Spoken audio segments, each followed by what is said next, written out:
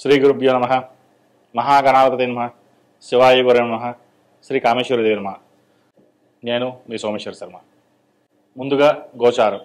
మేషంలో బుధుడు, వృషభంలో రవి, మిథునంలో గురువు, కర్కాటకంలో కుజుడు, కన్యలో కేతువు, అలాగే మీనంలో శుక్రుడు, శని, రాహువు, చంద్రుడు మకర, కుంభ, మీన రాశుల్లో సంచారం.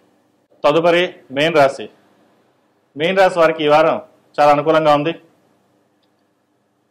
జన్మరాశిలో శని అష్టవర్గులో 4 పాయింట్లు ఉన్నాయి. అలాగే సర్వాష్టవర్గులో 35 పాయింట్లు వచ్చాయి. చేపట్టిన ప్రతి పనిలోనూ విజయం సాధిస్తారు. ఎంతో కష్టపడి పైకి రావాలన్న మీ ధోరణి ఏదైతే ఉందో అది ఈ వారం నెరవేరుతుంది. కష్టే ఫలి అన్నారు పెద్దలు. కష్టం తగిన ప్రతిఫలాన్ని ఆశిస్తారు.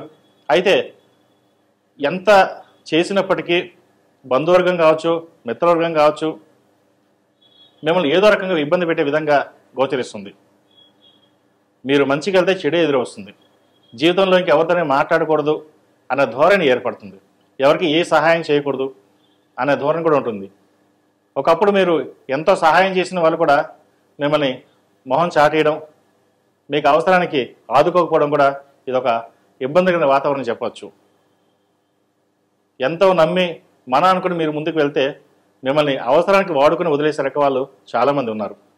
అటువంటి వాళ్ళకి మీరు ఎంత దూరంగా ఉంటే అంత మంచిది. ఏదైనా సరే సంతానం, జీవిత భాగస్వామి తప్ప ఇంకొకటి విషయాలలో తల దూర్చకుండా మీ వరకు మీరు వెళ్ళడం అనేది చెప్పదగిన సూచన. ఎన్ని రకాలుగా ఇబ్బంది పెట్టినా సరే భగవత్ అనుగ్రహం వల్ల మీకు ఎటువంటి ఇబ్బంది ఉండదు. ఆ పరమేశ్వర అనుగ్రహం మీకు తోడుగా ఉంటుంది. మీ పని మీరు చేసుకుపోండి, తర్వాత పరమేశ్వరుడే ఇస్తాడు మీకు. ఉద్యోగపరంగా స్థానశీలం కనిపిస్తోంది. ఉద్యోగం మారాలనుకునే వారికి మంచి ఉద్యోగం వస్తే మారండి, లేకపోతే ఉన్న ఉద్యోగంలోనే స్థిరంగా ఉండడం చెప్పదగిన సూచన. తక్కువ జీతం ఇచ్చినా స్థిరంగా ఉన్నది ఇంపార్టెంట్ ప్రస్తుత పరిస్థితుల్లో. ఎందుకంటే ఉద్యోగపరంగా చాలా రకాలు చూస్తున్నాం. ఉద్యోగాలు రావడమే గగనం అయిపోతుంది. ఈ మధ్యకాలంలో బీటెక్ చదువుకున్న వాళ్ళు కూడా డెలివరీ బాయ్స్ కింద పనిచేయడం మొన్న ఈ మధ్య చూశాను.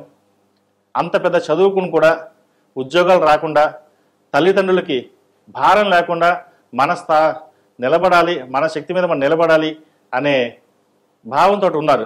చక్కగా నాకు నచ్చింది అది.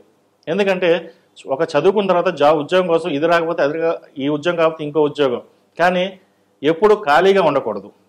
మనకు మన స్థాయి నుంచి ఉద్యోగం రావడం కోసం వెయిట్ చేయండి. కానీ ఈ లోపల ఖాళీ ఉండకుండా ఏదో ఒకటి చేసుకోవడం తప్పు లేదు. ఏది చిన్నతనం కూడా కాదు. పనే దైవం. పనిని మనం దైవంగా భావించినట్లయితే దైవం కూడా మనల్ని చక్కగా చూస్తాడు. ఇది మన పెద్దవాళ్ళు చెప్తున్న సూత్రం. ఇది నేను కొత్తగా చెప్పింది ఏమీ కాదు. కాబట్టి దైవాన్ని నమ్ముకోండి, పనిని నమ్ముకోండి, కష్టపడండి. వ్యాపార అభివృద్ధి కోసం చేసే ప్రయత్నాలు చక్కగా రాణిస్తాయి. అయితే వ్యాపార అభివృద్ధి బాగుంటుంది, లాభాలు బాగుంటాయి, లాభాల దగ్గర ఖర్చులు కూడా ఉంటాయి. వాటి విషయంలో జాగ్రత్తగా ఉండండి. ఎందుకంటే ఒకసారి అందరికీ డబ్బులు పిచ్చి మోసపోయాం, మోసం చేశారు, ఇవన్నీ ఉన్నాయి. ఇప్పుడైనా సరే మేలుకొని మన వరకు మనం బాగుండాలి, రూపాయి ఖర్చు చేయకుండా జాగ్రత్తగా పొదుపు చేయాలన్న భావంతో ఉండండి. దానివల్ల మంచి ఫలితాలే సంప్రాప్తిస్తాయి. పిల్లల వివాహం కోసం ఎలాగాని మదన పడతారు. అయితే శుభకార్యం ఎలాగ నిర్వర్తించాలా అనే మీమాంసలో పడతారు. అయితే ఇటువంటి విషయాల వ్యవహారం లేకుండా, ఎటువంటి ఇబ్బంది లేకుండా ఆ సమయానికి ధనం అనేది ఏర్పడుతుంది. అది ఎలాగైనా సరే అప్పో సోపో ఏదైనా సరే వివాహాన్ని ఘనంగా నిర్వహిస్తారు.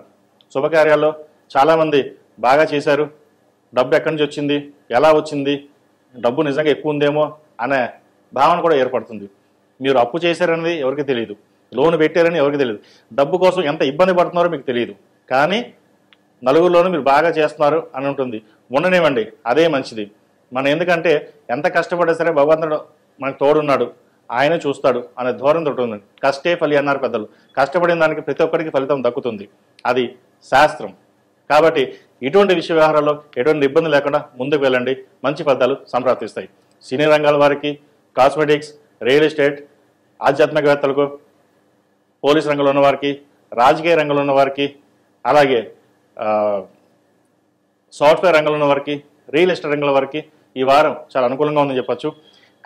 కన్స్ట్రక్షన్ ఫీల్డ్ ఉన్న వారికి, ఒక అడుగు ముందుకేస్తే 2 అడుగులు వెనక పడతాయి. అది తాత్కాలికమే. మీ పని మీరు చేయండి, ఆటోమేటిక్గా అవే సెటరేట్ అవుతుంది. ఈ రాశిలో జన్మించిన విద్యార్థులకు కాలం అనుకూలంగా ఉంది. విదేశీ వ్యవహారాలు వీరికి చక్కగా అనుకొస్తుంది. వ్యయంలో రాహు సంచారం వల్ల విదేశీ యానం చేయగలుగుతారు. ఇటు ఉద్యోగపరంగా కావచ్చు, వ్యాపార పరంగా కావచ్చు, విద్యాపరంగా కావచ్చు. ఈ 3 రంగాల వారికి, 3 రకాలుగా ఉన్న వారికి ఈ వారం అనుకూలంగా ఉంటుంది. అయితే ఏదైనా ఒక నిర్ణయం తీసుకునేటప్పుడు పెద్దవాళ్ళ సలహాలు, సూచనలు తీసుకోండి. సొంత నిర్ణయాలు పనికిరావు. అయితే సొంత నిర్ణయాలు తీసుకునేటప్పుడు కూడా అందరి మాట వినండి. కానీ మీకు మీరుగా ఏది మంచో చెడో మీరు ఆలోచించుకుని ముందుకు వెళ్ళడం చెప్పదగినది. ఎందుకంటే మన కర్మకి మనమే బాధ్యులం. కాబట్టి ఏదైనా నిర్ణయం తీసుకుంటే మన మీదే ఉంటుంది. ఎవరు ఎన్ని చెప్పినా అవి ఏమి ఉండవు. మన మీద మనకి. కాబట్టి ఒక నిర్ణయం మంచి కావచ్చు, చెడు కావచ్చు, ఏదైనా సరే వాటిని తీసుకుని ముందుకు వెళ్ళాలి. ఇంకోటి, దుర్వ్యసనాలకు దూరంగా ఉండడం, స్నేహితులకు దూరంగా ఉండడం చెప్పదగిన సూచన. ఎందుకంటే చదివే వయసులో చదవాలి. ఫ్రెండ్స్ ఉన్నారు, వాళ్ళు చదివేసుకుంటారు, వాళ్ళు పైకి వస్తారు, మిమ్మల్ని పాడు చేస్తారు. అది మీకు అర్థం కాదు. ఇంట్లో పెద్దవాళ్ళు చెప్తే పెద్దవాళ్ళు చెడ్డవాళ్ళు అవుతారు. ఎప్పుడు అంతే. ఇంట్లో తల్లిదండ్రులు పిల్లలకి ఎప్పుడు చెడ్డవాళ్ళే. ఎందుకని? వాళ్ళు తిడతారు, చదవమని చెప్తారు కాబట్టి. అదే ఫ్రెండ్స్ ఎవరు చెప్పరు కదా, రారా సినిమాకి వెళ్దామంటారు. వాళ్ళు నచ్చుతారు మీకు. ఎందుకంటే సినిమాకి వెళ్దామంటారు, షికారికి వెళ్దామంటారు, లేదా ఇంకెక్కడికి వెళ్దామంటారు. వాళ్ళు ఎందుకు నచ్చుతారు అంటే చదవమని చెప్పరు, తిట్టరు. తిట్టే వాళ్ళు ఎప్పుడు చెడ్డవాళ్ళే. కానీ ఒక్కటి గుర్తుపెట్టుకోండి, మిమ్మల్ని తిడుతున్నారు అంటే మీ మీద అభిమానం ఉన్నట్టు లెక్క, ప్రేమ ఉంది కాబట్టి మీరు పాడవకూడదు, మంచి వృద్ధిలోకి రావాలి అనే ఒక పట్టుదలతో మీకు చెప్తారు, మీ మేలు కోరి చెప్తారు. కాబట్టి విద్యార్థులు నేను చెప్పే విషయం ఏంటంటే చదివే వయసులో చదవండి. 4 ఏళ్ళు కష్టపడితే 40 ఏళ్ళు సుఖపడతాం. అదే 40 ఏళ్ళు సుఖపడితే, అదే 4 ఏళ్ళు సుఖపడితే 40 ఏళ్ళు కష్టపడతాం. అది ఏది కావాలో మీరే డిసైడ్ చేసుకోండి. నేను కూడా చెప్పాల్సిన అవసరం లేదు, తల్లిదండ్రులు చెప్పాల్సిన అవసరం లేదు. ఇటువంటి విషయ వ్యవహారాల్లో నేను ఖచ్చితంగా చెప్తున్నాను. ప్రస్తుతం నడుస్తున్న దశకి మనం తీసుకునే నిర్ణయాల బట్టి ఆధారపడి ఉంటుంది. కాబట్టి ఇటువంటి విషయాల్లో ఎటువంటి తొందరపాటు నిర్ణయాలు తీసుకోకుండా జాగ్రత్తగా ఉండడం చెప్పదగిన సూచన. ఈ రాశిలో జన్మించిన స్త్రీలకు వృత్తి ఉద్యోగాల పరంగా, వ్యాపార పరంగా, అభివృద్ధి పరంగా బాగుంటుంది. రావాల్సిన ధనం చేతికి అందుతుంది. జీవిత భాగస్వామి సలహాలు, సూచనలు వీరికి బాగా లభిస్తాయి. ఏదైనా సరే ఒక నిర్ణయం తీసుకునేటప్పుడు భాగస్వామి నిర్ణయాలు తీసుకోండి. అలాగే భాగస్వామి వ్యాపారాలు చేసేవాళ్ళైతే కొంత ఇబ్బందికరమైన వాతావరణం ఉంటుంది. ఎందుకంటే మీకు మీరుగా ఓన్గా చేసే వ్యాపారాలు కలిసి వస్తాయి. భాగస్వామి, పార్ట్నర్స్, జీవిత భాగస్వామి కాదు, పార్ట్నర్స్, ఈ పార్ట్నర్స్ వ్యాపారాలు అంత అనుకూలించవు. మనకు అన్నీ బాగానే ఉన్నాయి, మనం బాగా చేయగలం, మీరు ఎంతైనా సరే అందరూ మిమ్మల్ని వాడుకునే వాళ్ళు తప్పితే కానీ మీకు ఏ రోజు సహాయం చేసేవాళ్ళు ఉండరు. ఇది పర్సనల్గా కావచ్చు, వ్యాపార పరంగా కూడా కావచ్చు. ఉద్యోగంలో కూడా మిమ్మల్ని అలాగే వాడుకుంటారు. కాబట్టి ఉద్యోగంలో, వ్యాపారంలో ఏదైనా సరే మీకు మీరుగానే నిర్ణయాలు తీసుకోండి. అలాగే ఆరోగ్యపరమైన కొన్ని జాగ్రత్తలు తీసుకోవాలి స్టమక్ సంబంధించి. అలాగే ఎందుకంటే దశమ రాష్ట్రాధిపతి అయిన దశమాధిపతి మీన రాష్ట్రాధిపతి గురువు చతుర్థంలో ఉన్నారు, 6 కేతువు. ఏదైనా చిన్న చిన్న ఆరోగ్యపరమైన ఇబ్బందులు అనేవి వేరుపడతాయి. ముఖ్యంగా హృదయం సంబంధించిన, కాలేయం సంబంధించిన ఇబ్బందులు కూడా ఉంటాయి. జాగ్రత్త వహించండి. మొత్తం మీద ఈ రాశి వారికి గత 2-3 వారాల కంటే ఈ వారం కొంతవరకు చాలా బాగుందని చెప్పచ్చు. అయితే ఈ రాహుకేతుల ప్రభావం అనేది ప్రతి రాశి మీద ఉంటుంది కాబట్టి సుబ్రహ్మణ్య స్వామి వారికి అభిషేకాలు చేయడం, సుబ్రహ్మణ్య పాశుపత హోమం చేయించడం చెప్పదగిన సూచన. ఈ రాశిలో జన్మించిన వారికి కలిసి వచ్చే సంఖ్య 5, కలిసి వచ్చే రంగు ఎల్లో. ఏదైనా పని మీద బయటికి వెళ్ళేటప్పుడు మంగళవారం కానీ శుక్రవారం అడిగిన వెళ్ళండి, మంచి ఫలితాలు సంప్రాప్తిస్తాయి. అలాగే ఈ రాశి వారు ఎవరికైనా అప్పు తీర్చేయాలనుకుంటే మంగళవారం కానీ ఆదివారం అడగని డబ్బులు ఇచ్చేయండి. సాధ్యమైనంతవరకు వీళ్ళకి అప్పులు తగ్గించడానికి, అప్పులు తగ్గే అవకాశాలు చాలా వరకు వర్తిస్తాయి.